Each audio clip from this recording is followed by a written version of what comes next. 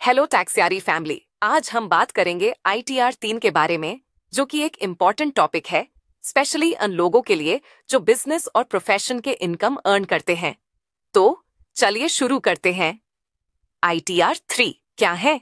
ITR 3 एक income tax return form है जो इंडिविजुअल्स और हफ्स के लिए है जिनकी इनकम बिजनेस या प्रोफेशन से आती है या जिन्हें पार्टनरशिप फर्म से प्रॉफिट होता है। अगर आप बिजनेस या प्रोफेशन रन कर रहे हैं तो ITR 3 फाइल करना होगा। ये फॉर्म सैलरीड इंडिविजुअल्स या ओनली कैपिटल गेन्स वाले लोगों के लिए नहीं है। ITR 3 कौन फाइल कर सकता है? अगर आप एक इंडिविजुअल या हफ हैं और आपकी इनकम इन सोर्सेस से है तो आपको ITR 3 फाइल करना होगा। बिजनेस इनकम, प्रोप्राइटरशिप या पार्टनरशिप। अगर आप कोई बिजनेस या प्रोप्रिएटरशिप रन कर रहे हैं तो ITR 3 अप्लाई होगा। Professional income. अगर आप डॉक्टर, CA, लॉयर, कंसल्टेंट या किसी भी प्रोफेशनल फील्ड में सेल्फ एम्प्लॉयड हैं तो आपको ITR 3 फाइल करना होगा। पार्टनरशिप फर्म का प्रॉफिट या रिम्यूनरेशन।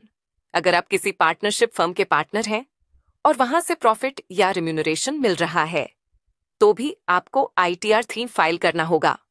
प्रिजम्पटिव टैक्सेशन से बाहर आने वाले businessman.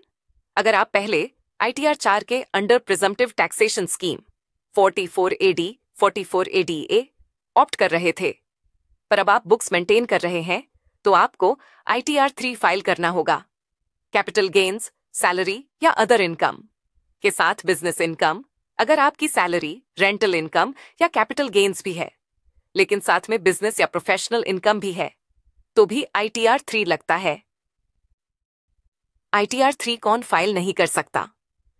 Only salary, capital gains या हाउस प्रॉपर्टी इनकम वालों के लिए नहीं है।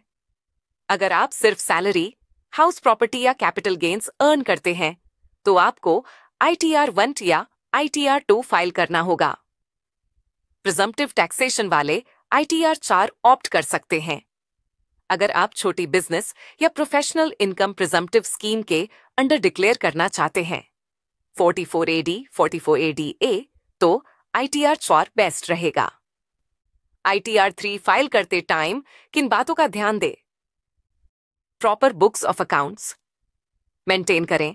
ITR 3 में आपको प्रॉफिट एंड लॉस स्टेटमेंट और बैलेंस शीट डिटेल्स देनी होती है तो अकाउंट्स प्रॉपरली मेंटेन करें।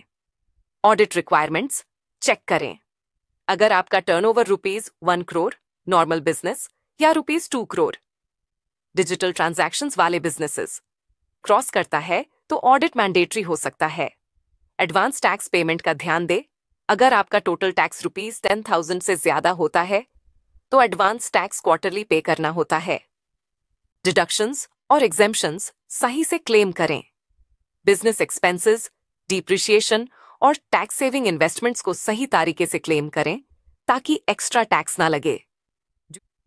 नॉर्मल टैक्स पेयर्स के लिए 31 जुलाई और ऑडिट केसेस में 31 अक्टूबर होती है। लेट फाइल करने पे पेनाल्टी लग सकती है। अगर आपका बिजनेस, प्रोफेशन या पार्टनरशिप फर्म से इनकम है तो ITR 3 आपके लिए सही है। अगर कोई क्वेश्चन है तो कमेंट करें और लाइक, शेयर और फॉलो करो टैक्सयारी for more tax updates and expert guidance.